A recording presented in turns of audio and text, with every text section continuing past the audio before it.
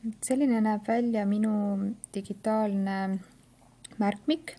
Selle digitaalse märkmiku näol on siis tegemist tavalise PDF failiga või dokumendiga, millesse on lisatud lingid, et lingid siis, mis viivad erinevatele lehtedele, veebilehtedele või siis dokumendisiseselt viib erinevatele lehtedele, aga ma kohe näitan lähemalt. Esikaas on siis mul selline, siis kui ma võtan 2019, siis on näha terve aastaplaan.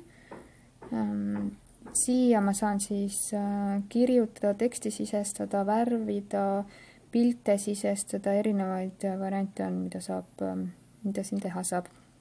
Ma võtan siit näiteks jaanuari, siis tuleb jaanuarikuu kalender, kuhu ma olen siis jõudnud mõned tähtpäevad, väljasõidud, üritused ära märkida.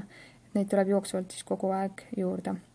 Et siin on minu nii-öelda tujude jälgija, et mis tujus ma siis, mis päeval ma olen.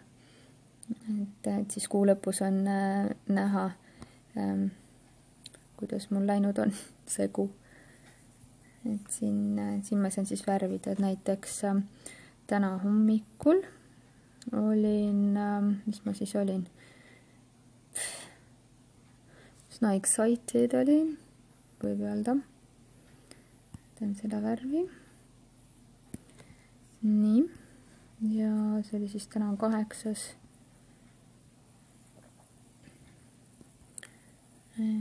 Siis värvin selle siit niimoodi ära.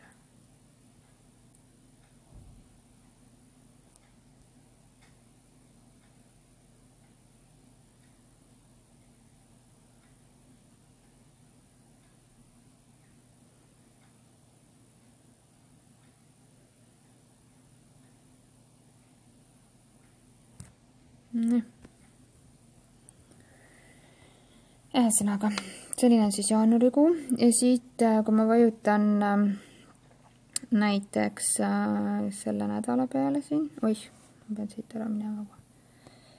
Nii. Näiteks vajutan siit 14. peale, siis see viib mind sellesse nädalasse, mis algab 14. kuupäevaga. Et siia ma olen märkinud, ma olen tagasi tegelikult, ütleme siit, nüüd see on see nädal.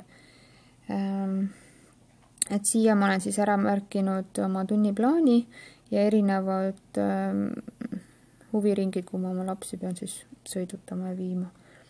Ja siia ma saan siis jooksvalt juurde lisada erinevaid üritusi ja kohtumisi ja nii edasi.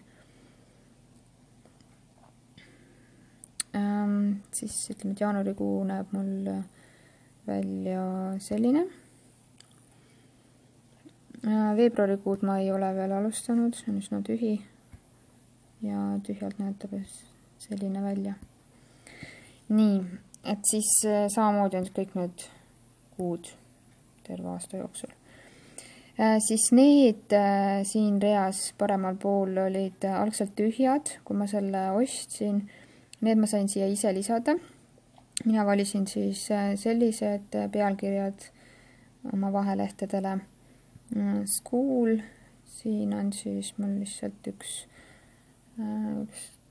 tore lause, tuttav lause juba. Ja siia ma saan siis märkmeid lisada, et siin ma panin tunniajad ja vaheaegad ajad ja nii edasi, et siia ma saan jooksvalt juurde kirjutada, täiendada seda osa. Siis notes. Siin on mul siis erinevad asjad, erinevad märkmed, mida ma siis saan siia kirjutada kiirelt. Ideas. Siia ma siis kirjutan erinevad ideed, mis mul tekivad, mida ma tahan teha õpilastega. To do. Siin on siis, mis mul kõik on vaja teha. Siin on praegu üsna sota-pota. Website, see on nüüd, siia ma lisasin erinevad ikoonid erinevate veebilehtede äppidega ja need toimivad nagu lingid, et kui ma siia peale vajutan, siis see viib mind sellele lehele.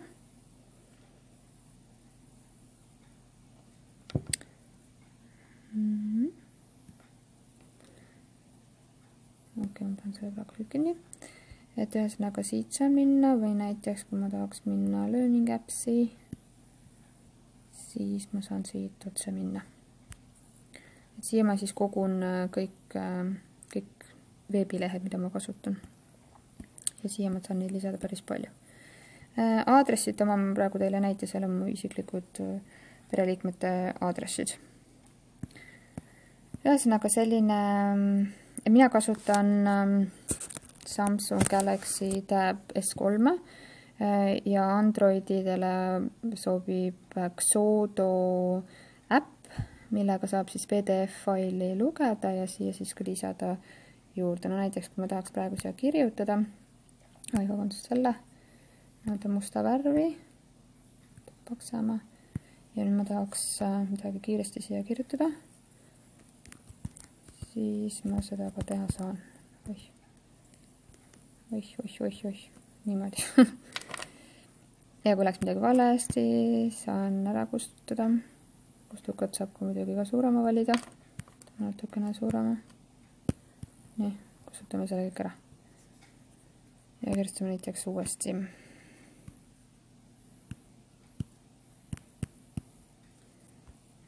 Nii. Pilte saab siia siis lisada näiteks doksates, galerii.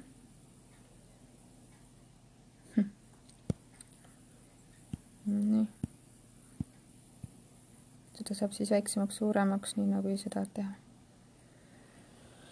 Ja siin on neid funktsioone erinevaid funktsioone väga palju, mida kõike saab teha.